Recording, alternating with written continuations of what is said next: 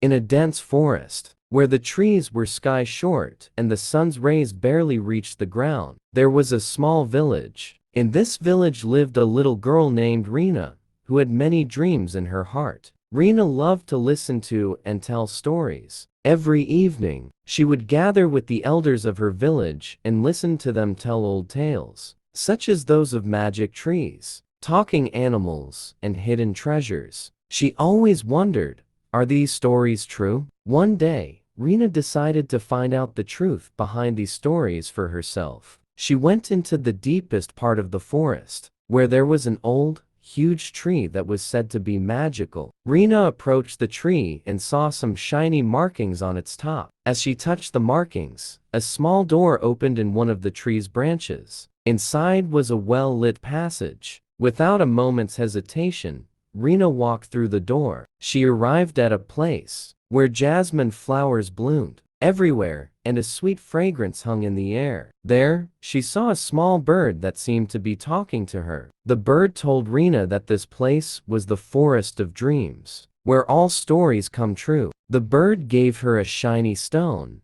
and said, "This stone will take you to every story you wish to make true." Rena took the shiny stone and closed her eyes. When she opened her eyes, she was in a different world. She found herself in an airy palace, where fairy-like people were flying, and glitter was everywhere. Rena looked around in amazement. This was the palace she had heard about in tales from her elders. There she met a beautiful fairy, who told Rena that she had the power to make stories come true. The fairy asked her to make her favorite story come true. Rena chose her favorite story, one where everyone was happy and nature lived in peace. As she said this, the whole place lit up, and Rena found herself back in her village. But now everything had changed. The village and the forest were even more beautiful than before, and there was a smile on every face.